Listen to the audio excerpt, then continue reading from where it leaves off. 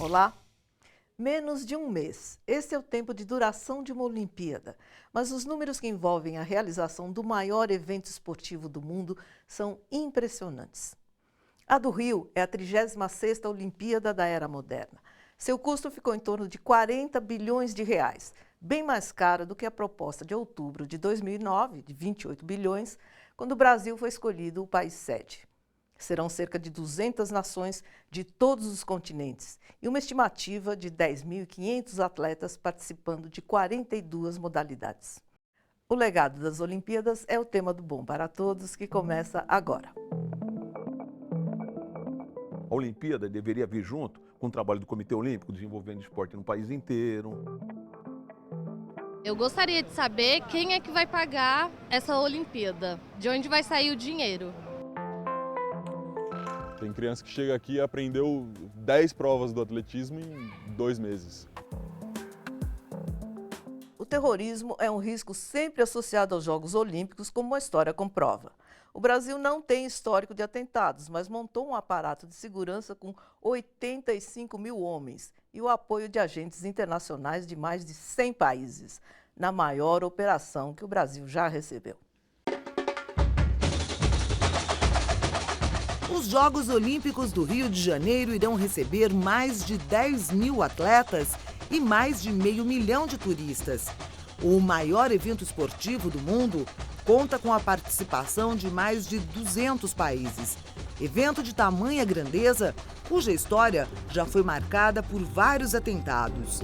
Em 1972, nos Jogos de Munique, membros do grupo terrorista Setembro Negro invadiram o apartamento ocupado pela delegação de Israel e a fez refém. A operação de resgate fracassou e todos os reféns acabaram mortos. Em 1996, em Atlanta, uma bomba explodiu no Parque Olímpico Centenário enquanto uma multidão assistia a um concerto musical, deixando 2 mortos e centenas de feridos. Hoje o mundo vive uma onda de ataques terroristas. Ameaças já foram feitas por membros do Estado Islâmico pelo Twitter e boatos da imprensa francesa sobre ataques fizeram com que medidas fossem tomadas para a possibilidade de ataques terroristas durante os Jogos Olímpicos no Rio de Janeiro. A partir do momento em que o Brasil se propôs a receber os Jogos Olímpicos, passou a mapear os riscos e o terrorismo é um risco sempre associado aos Jogos Olímpicos. A partir daí o Brasil passou a planejar de que forma conseguiria identificar e mitigar esses riscos. Disso resultou um planejamento que já prevê uma cooperação internacional muito forte, uma atuação da inteligência muito forte. O Brasil é um país sem histórico de atentados e tem no currículo grandes eventos. Fatos que tranquilizam os envolvidos na segurança dos Jogos. Nós já tivemos nesses últimos anos vários jogos, Pan-Americanos, Jogos Mundiais Militares, a vinda do Papa ao Brasil, a Cruzada Mundial da Juventude. Isso tudo permitiu uma preparação real que envolveu todas as forças de segurança e as forças armadas. Os Jogos Olímpicos contam com 85 mil agentes, sendo 47 mil das forças de segurança pública e ordenamento urbano e 38 mil das Forças Armadas, mais do que o dobro do efetivo utilizado em Londres em 2012. Para a preparação das forças, foram realizados diversos testes simulados em aeroportos, meios de transporte e locais de competição, inclusive com o apoio de agentes internacionais. O país também conta com um centro de segurança no Rio de Janeiro, além de agentes de inteligência de cerca de 100 países que atuarão em conjunto com a Polícia Brasileira.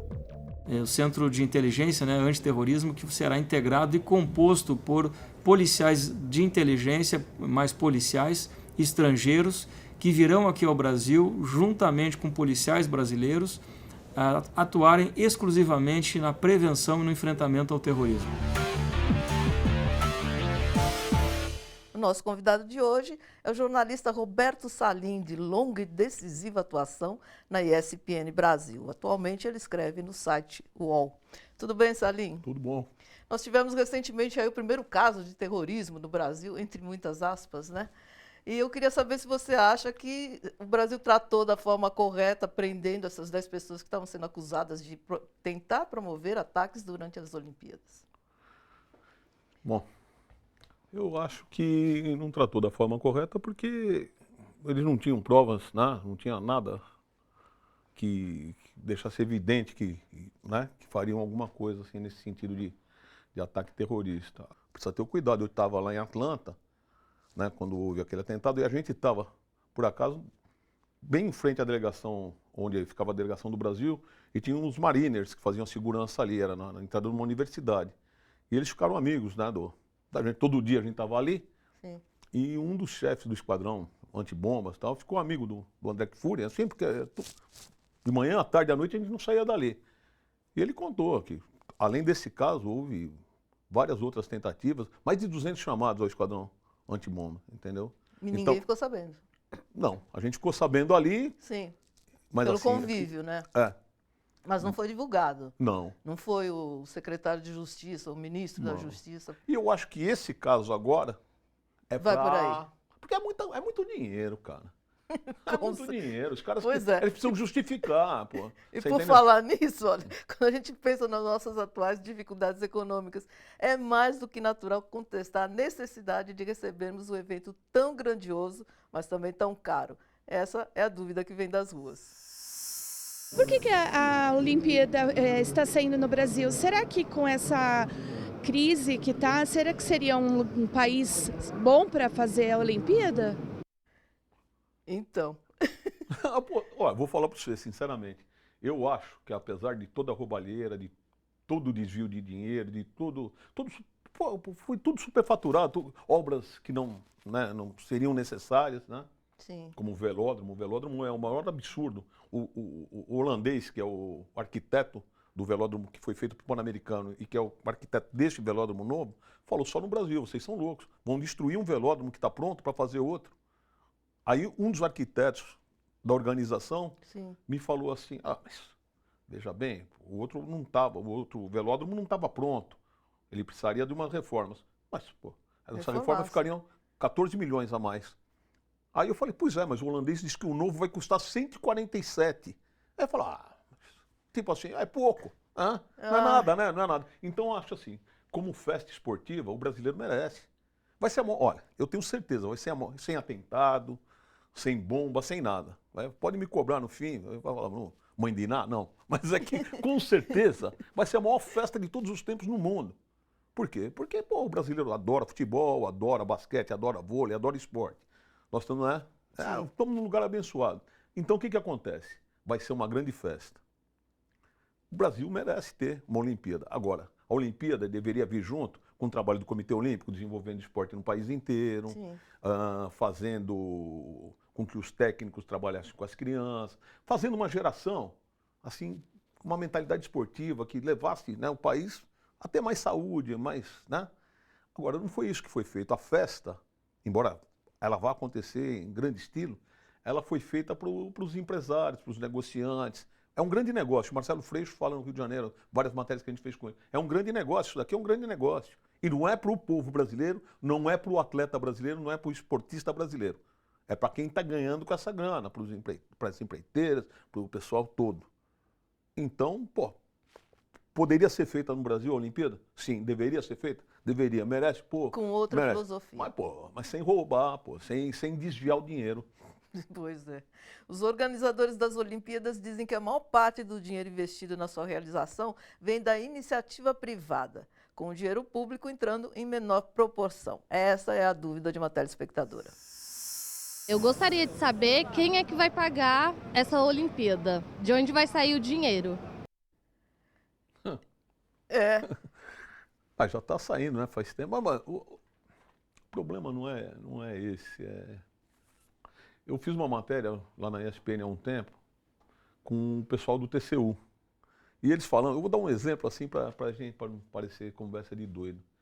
Eles falaram que numa reforma no Maracanã, porque o pessoal é meio, né, fuinha, eles vão ver, né, eles medem as coisas.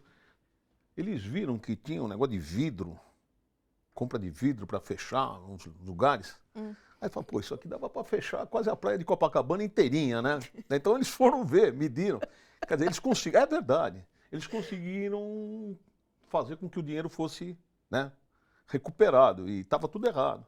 Sim. Então o problema não é esse de pagar a conta. Se você tem um Maracanã que foi reformado e você reforma de novo, e reforma de novo para deixar dentro de especificação olímpica, quer dizer, é um conluio do Comitê Olímpico Internacional, que é o negociante que impõe as regras, com quem está aqui que quer mamar também, então fica aquela coisa toda. Se você tem um velódromo, o Centro Nacional de Tiro foi a obra mais cara do Pan-Americano, que não era necessária, porque você tinha a Academia Militar de Agulhas Negras que estava pronta para realizar. Se você tem o caso do velódromo, se você tem o campo de golfe, que nós vamos falar daqui a pouquinho, né? Se você tem todas essas coisas, não é questão de pagar conta. Você já tinha o Itanhangá, por exemplo, para fazer o golfe. O golfe. Você tinha você tem um Tijuca, você tem o Maracanãzinho, você tinha o Maria Lenk, você tem o Júlio Delamare, você tem os lugares. Você não precisa refazer tudo. Mas eles venderam essa ideia de que tinham que fazer tudo novamente. Então aí vai sobrar mesmo. Vai sobrar uma conta alta para ser paga.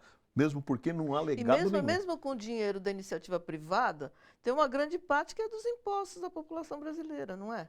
E eles dizem que essa parte que vem do dinheiro que é da população, você deve considerar como legado. Só que, legado se a gente não estivesse pagando tudo isso. Legado, né? se as pessoas pudessem usar aquilo depois. Pois é, vamos conhecer algumas curiosidades sobre as conquistas olímpicas de algumas das nossas atletas. A primeira mulher brasileira a participar de uma edição das Olimpíadas foi a nadadora Maria Lenk, em Los Angeles, 1932. O vôlei de praia entrou nas Olimpíadas em Atlanta, 1996.